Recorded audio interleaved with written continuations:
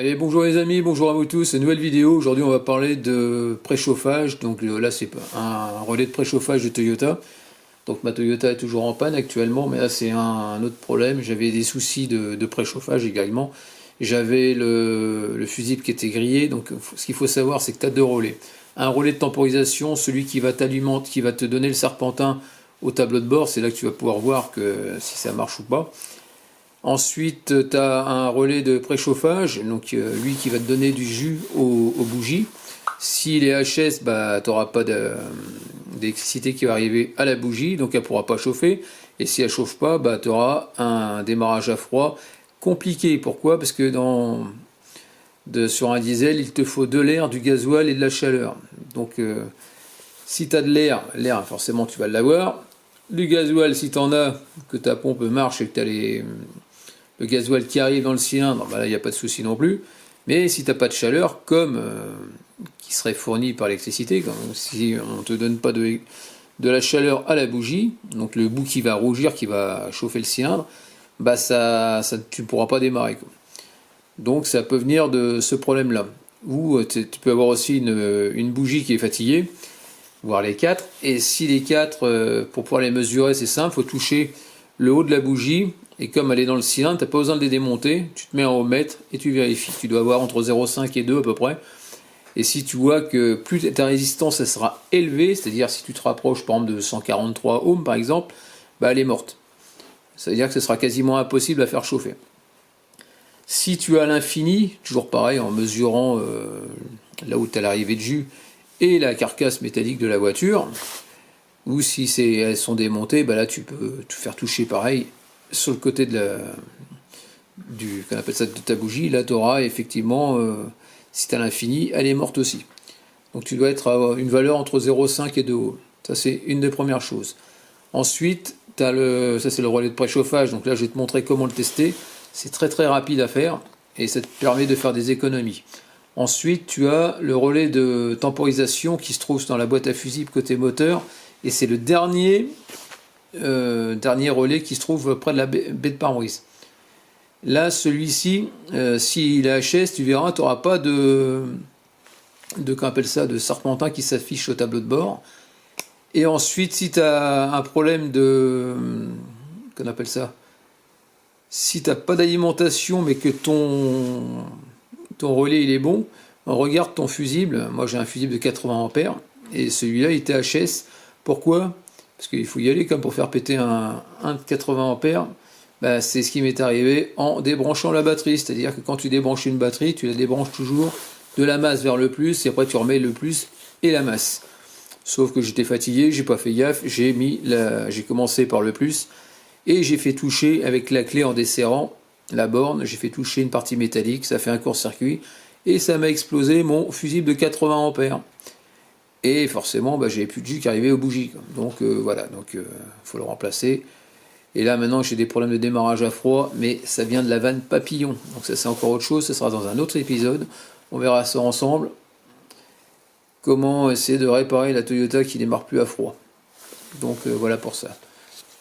Donc bah sur ce, je te montre tout ça, c'est parti. Donc voilà, on va continuer la recherche de panne, pourquoi la voiture ne démarre pas. Donc là je viens de prendre le relais j'ai deux relais de préchauffage, donc je voulais vérifier leur état. Et donc j'avais aussi des relais en gros j'ai vérifié tous les relais. Des relais qu'on appelle ça, pour la temporisation, pour avoir le serpentin au tableau de bord. Donc c'est trois mêmes. J'ai décidé de les vérifier. Alors celui-là, je sais pas ce que c'est exactement. On va le vérifier aussi également. Et puis voilà, donc c'est le relais de préchauffage. Donc lui, c'est pour le circuit de préchauffage et aussi apparemment tout ce qui est circuit d'alimentation, si j'ai pas de bêtises, pour le truc à carburant, pour tout ce qui est. Il y avait un autre truc. Pour tout ce qui est système d'injection, a priori, ce serait ça. Donc voilà, on va vérifier tout ça. Donc pour le faire, donc moi j'ai une alimentation externe 12 volts, mais tu peux faire ça avec une batterie de voiture. Donc le plus, le moins, voilà, donc je me suis mis à 12 volts. Ici j'ai une pince ampère-métrique.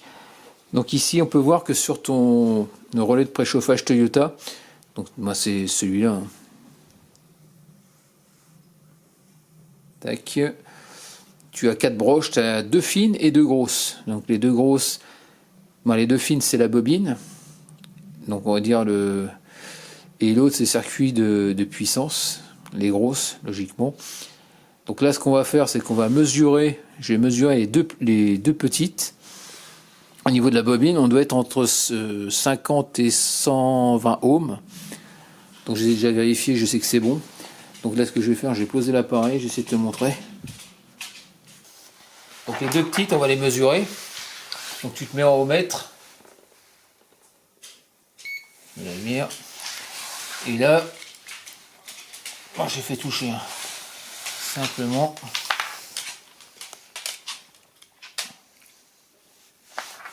Je dois avoir, je sais plus où j'ai,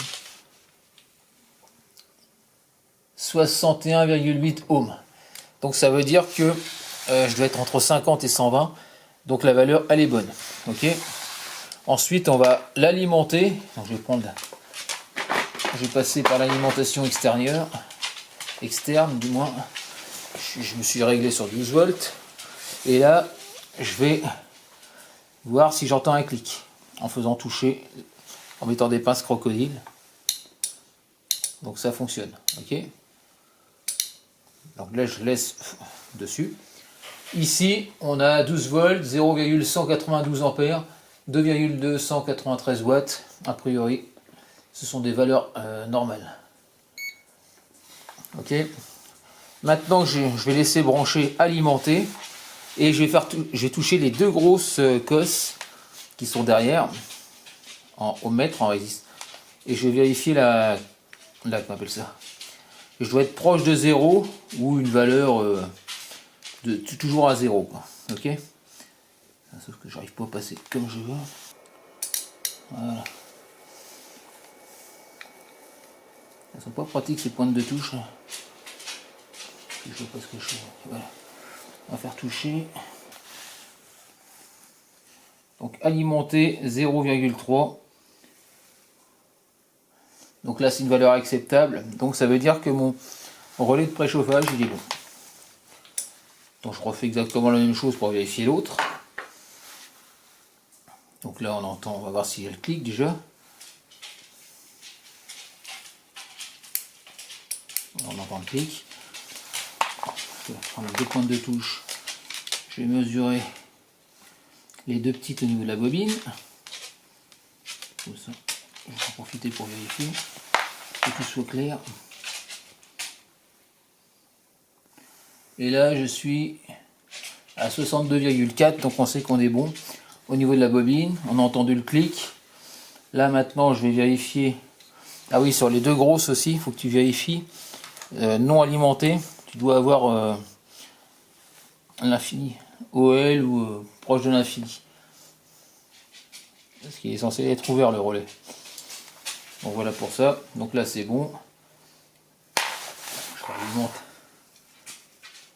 en bas. Hop, et je remesure le. Je fais des conneries.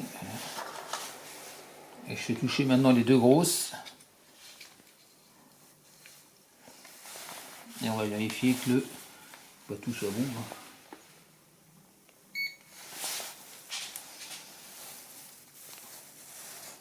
Je vais toucher là et on va faire toucher l'autre en bas. Et là je suis à 0,3 ohms. Donc ça veut dire que le deuxième relais il est bon. Donc, comme ça on peut éliminer l'histoire du relais de préchauffage. Là maintenant on va vérifier ces deux là. Donc ici ce sont des 4 broches. On peut voir qu'il y en a. Ouais, on dirait qu'elles sont plus fines celles-là. Donc on va dire que c'est la bobine, logiquement. La bobine, toujours pareil en 12 volts. Si tu n'as pas d'appareil extérieur, tu vois, d'unité extérieure comme moi je faisais ça aussi avec une pile, tu sais, les piles carrées qui vont dans les comment on appelle ça. Alors là j'ai 75 ohms qui vont dans les détecteurs de fumée. Là toi 75,5 ohms, là c'est des valeurs acceptables. Voilà. Et ça c'est la puissance. Donc la puissance normalement c'est censé avoir rien du tout. L'infini.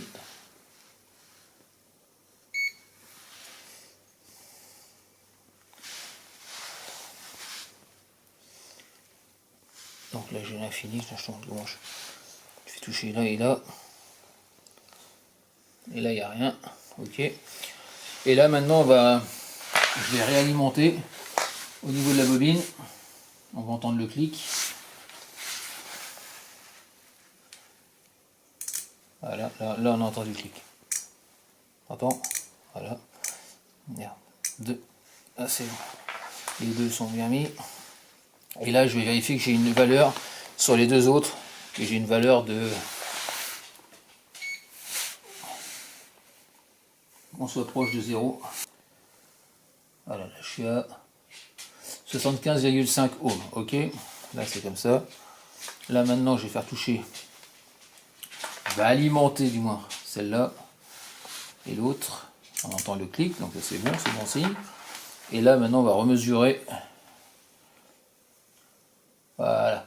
Et là je suis à 0,4.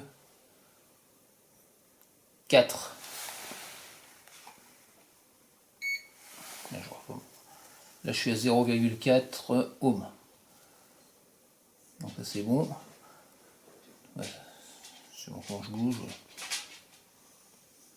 Ouais, 0,4. Donc là c'est bon signe. Là je débranche. Et je fais toucher les deux pareils. Et là je dois être à l'infini normalement. Donc là je suis à l'infini, donc c'est bon signe. Donc celui-là, il est bon. Donc tu fais ça pour tous les autres. Hein. Et puis voilà. Donc voilà, donc là on a les contacts qui sont ouverts, parce qu'il ne s'est pas alimenté.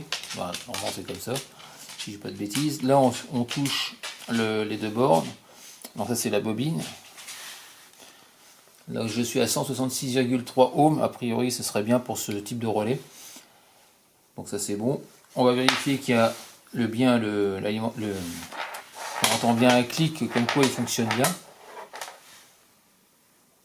Voilà, donc on entend que ça fonctionne bien. Là maintenant on va vérifier au niveau de la puissance qu'est-ce qu'on va trouver en résistance.